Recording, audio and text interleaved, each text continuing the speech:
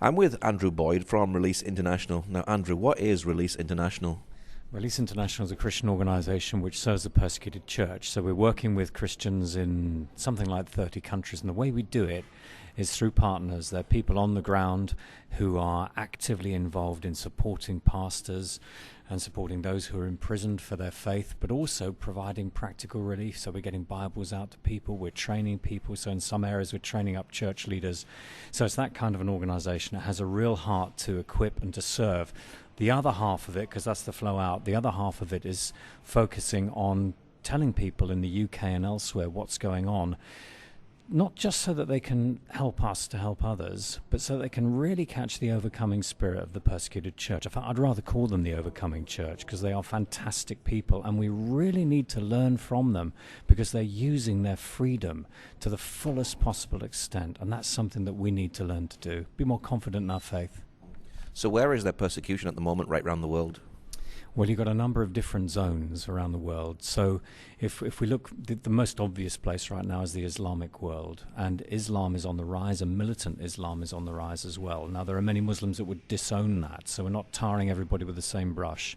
But there are militant jihadis. So if we take, for instance, Nigeria, right now Nigeria is a real front line for many of the Christians who are living in the largely Muslim north. They're being driven out, and there are battles going on Plateau State around Jos right now to try to remove the Christians from there. So you've got the Islamic world, you've got the former communist world. China is still huge, of course. It's the world's biggest nation that's still communist. Christians have a hard time there. Vietnam, Laos. Then you've got the Buddhist world, which surprises people because people think that Buddhists are peaceful and gentle, and in the main they are. But in places like Sri Lanka and in Burma, you've got militant Buddhists who are driving out Christians. They're attacking Muslims as well. And then the other area of the world which may surprise people is India.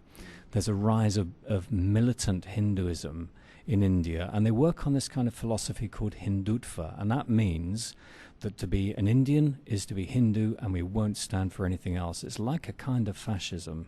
So we're seeing that happening in India, that Christians are being driven out there and persecuted in that country. Now, we've also seen things happening in Egypt at the moment. What sort of terrible things are happening there? Well, Egypt's a really interesting place because, of course, you've got the Arab Spring kicking off around the Middle East. So if you look at Egypt, you see what has been going on in other nations as well happening in that country. It's like a model of what's going on. So we've seen a rise, a call for democracy, people out on the streets saying we must have change, we must have an end to dictatorship in the country. What we need is democracy. Now, on the back of that, the more organized parties have been the jihadists, the militant Islam. So President Morsi came in and regarded as a moderate Muslim, but he's been accused of opening the door wide to the militants. And so now we're seeing yet another revolution going on in Egypt right now, where the military have taken over. So we're now back into a military junta. Who knows what will follow that? But what that means for the Christians in that country, and remember, you can take this model and apply it elsewhere in the Middle East, including Iraq, for example, is that the Christians have been protected to a degree, were protected to a degree by Mubarak. That doesn't mean that they were fans of Mubarak, but they were protected by him. So there are those who would see that the Christians have been pro-Mubarak. Now, that is not necessarily the case. But you've got the jihadists, the militant Islamists now, who have been attacking the Christians because they regard them as being supporters of the old regime. So what we've seen across the Middle East, so if I take Iraq, for example, Saddam Hussein, a strong dictator at the top, and I'm not supporting strong dictators, but a strong dictator at the top meant that the trouble in the nation was kept down. The militant warring factions were kept down. So Christians thrived under Saddam Hussein. Mind you, evangelists were persecuted, and I was in Iraq when Saddam was captured and reporting on what was going on up there. There were Christians who were thrown into jail in Iraq for their faith. But what's happened is you take away the strong man who's sitting on the top, and all of these warring factions pop up. So in Iraq, we've seen the Christians being driven out yet again by militant Islamists. So back to Egypt, one estimate is that 100,000 Christians have now left Egypt. So there is a huge exodus of Christians across the Middle East. And some have been going into Jordan, some have been going into Turkey, they've been going into different places, but there is a massive movement of Christians out of the Middle East, which is giving ground now to militant Islam. Now, is there a lot of apathy about persecution all around the world? It's like, well, it's not on my doorstep, so why should I care? There's a fair bit of ignorance. I don't know that Christians, I would not say that Christians are apathetic, but for most of us we think we've got enough to worry about as it is without having to worry about somebody else. But of course the writer of Hebrews says, remember those who are in prison. You know, remember them, suffer with them. We're not in isolation. So I think there's a great deal of ignorance. But when my job, I'm the press officer for Release International, my job is to tell these stories. And these are stories not about issues and not about nations. They're not about religion. They're about people. They're about looking like I'm looking you now in the eye. And I can see a lot from just looking in your eyes about you. My job is to talk to people who have suffered for their faith, get their stories from them, get them on camera, record them, get the authenticity of what's coming out of their hearts, so that other people will just look them in the eye and think, that's my brother, that's my sister, and what they've been going through matters, and actually I am joined to them. I might be separated by geography, but this person is me. If I were living in Egypt right now, I'd be going through that. If I were living in India right now, I'd be going through that. So my job is to make those connections. And once those connections are made on a human level, you can't say we're in isolation. We're not. You can't say we're in isolation. We're not. We're joined to one another. So I believe that we have a great deal to learn. We're not in isolation from our persecuted brothers and sisters, and they're not an amorphous mass out there. They're people like you, they're people like me, and when we understand their stories and what we're going through and walk in their shoes and say, if I were living in that country, if I were living in Eritrea right now, then as a Christian for my faith, I might end up in a shipping container, airless, baking in the desert heat by day, freezing by night, like so many Christians have been thrown into shipping containers in Eritrea. By the military junta out there. So it's creating that connection, creating that identity. But for me, what I've learned, and I'm challenged every time I spend any time with Christians who have suffered for their faith, I'm amazed by their overcoming faith. I'm amazed by their joy.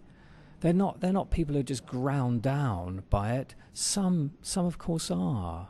Because we're just people, and it's the measure of how much we can take hold of God's grace, I think, that keeps us going. But there are many amazing overcoming people who tell extraordinary stories. I mean, let me give you one. Can I give you one story? Yeah. Okay, this is a man in Laos, a communist country.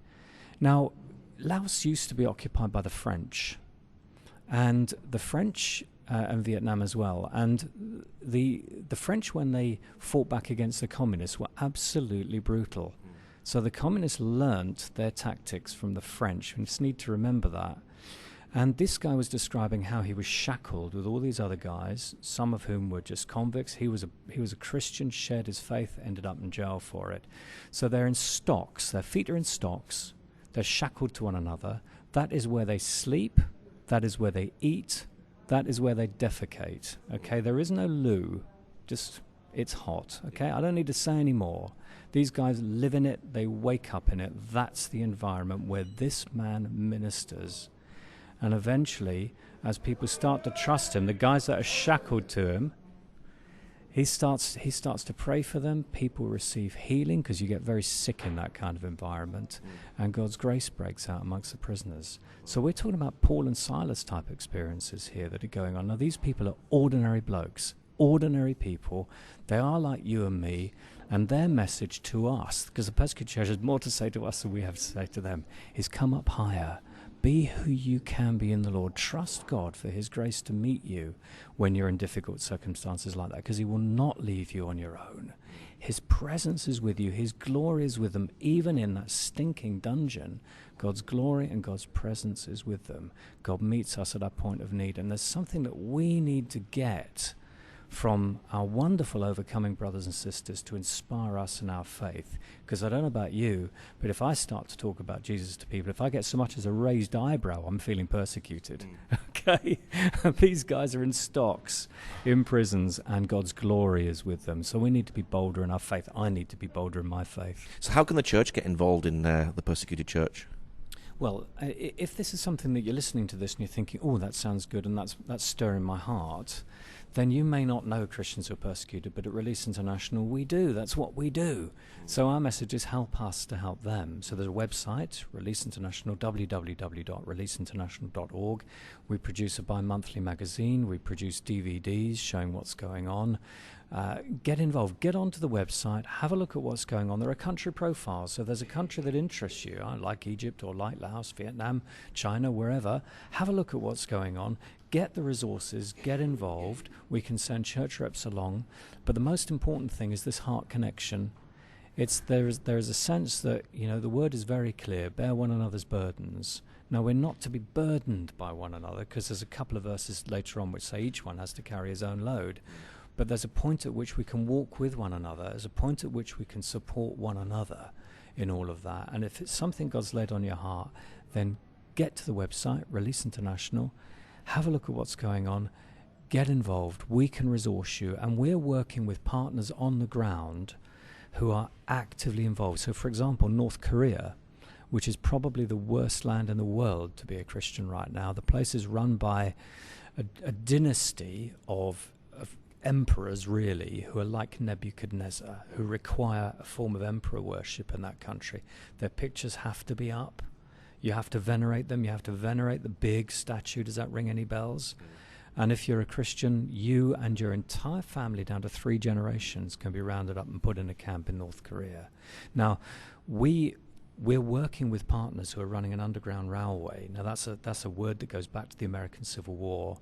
It's not literally a tube train, but they're bringing people out of North Korea, and they're coming across the borders in different places. Many of them are becoming Christians when they get out of that country, because it's very hard to be one there. They're becoming Christians when they get out of that country. Some of them are then going back into North Korea. The interesting thing is with North Korea, Pyongyang, the capital, used to be a seat of enormous revival. It was called the Jerusalem of the East. It was a place where Christianity was flourishing.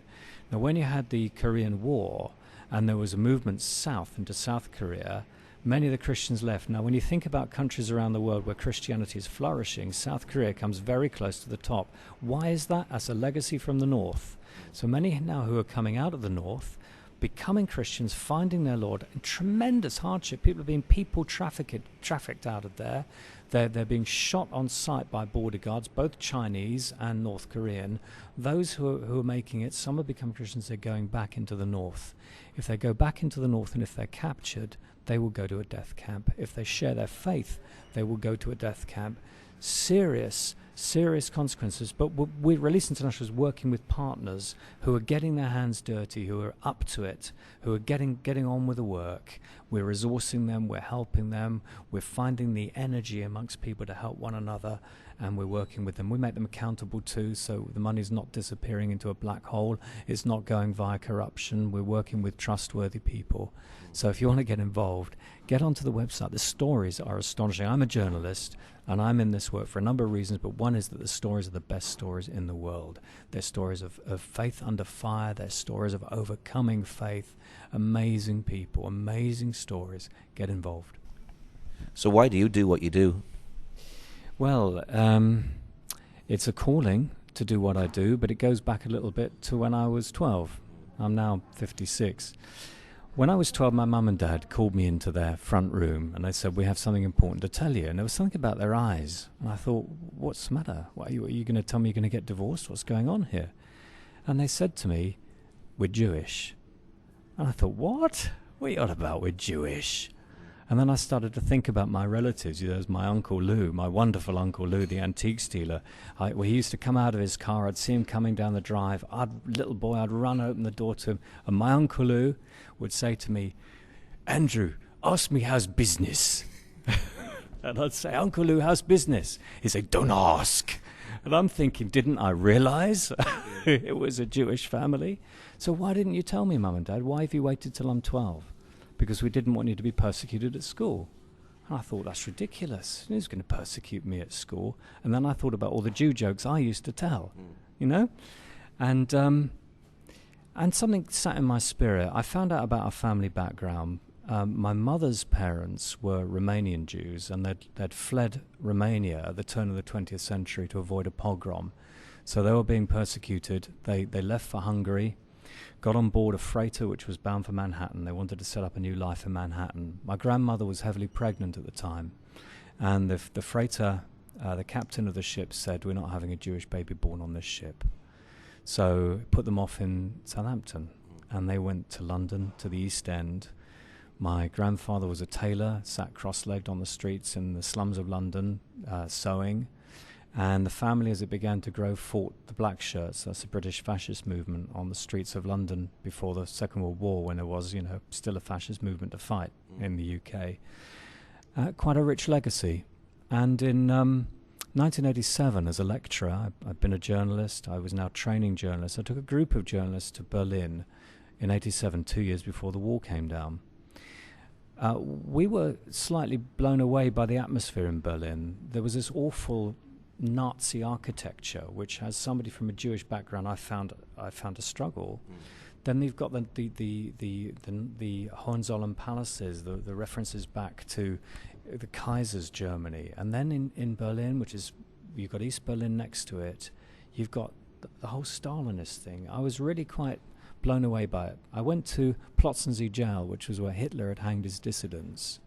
I was on my own, and on the ceiling there were 6 butcher's hooks. This place is very respectful. It's been preserved. It was completely silent. Under each hook was a wreath. Hitler had hanged his dissidents with piano wire.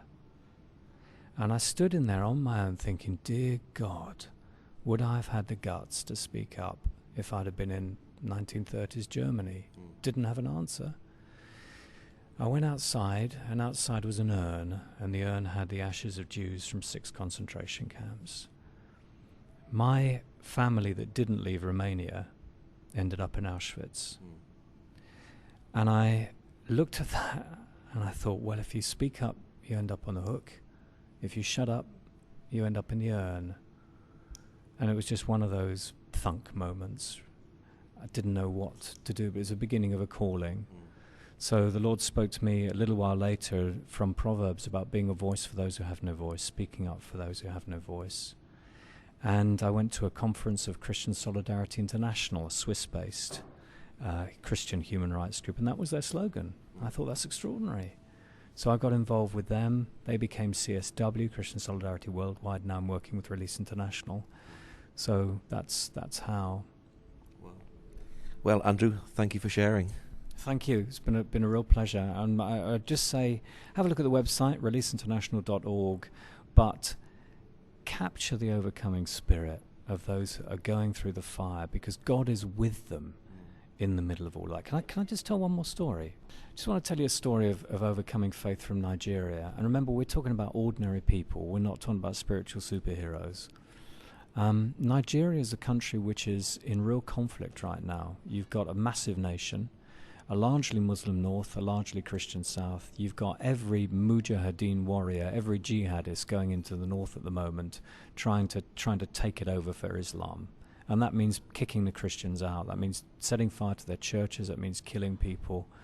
I asked one of our contacts, Release International's contacts recently, why has it gone quiet in the north? He says most of the Christians have gone.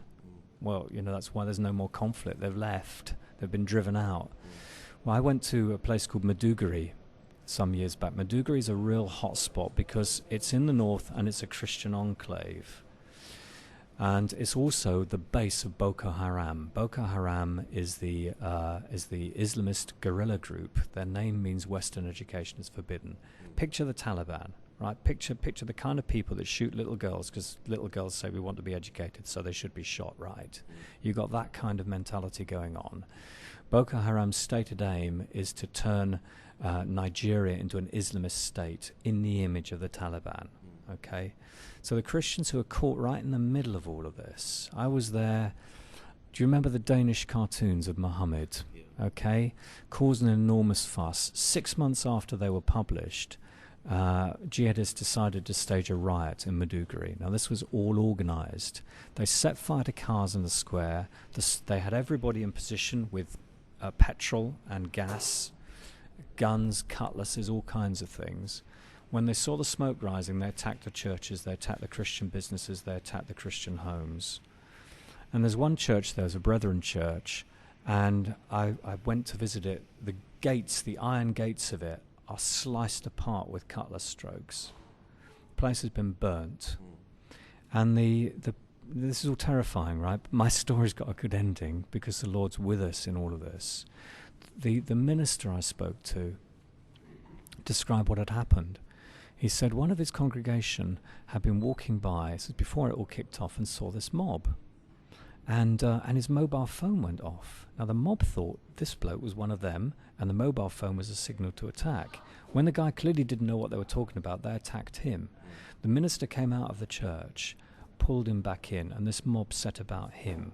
We're talking about machetes, cutlasses. And he describes, just try and, I don't want to leave anybody feeling afraid, but he describes how the glory of God fell on him in all of this. Now the fact that he's alive to describe it is quite amazing because he was set on by a mob. But the glory of God fell on him and he felt God's presence with him. And this mob were unable to kill him. So the story is really quite amazing, one of deliverance. It's like Stephen when he was stoned. You know, God's glory fell. He was transformed. His face became like an angel.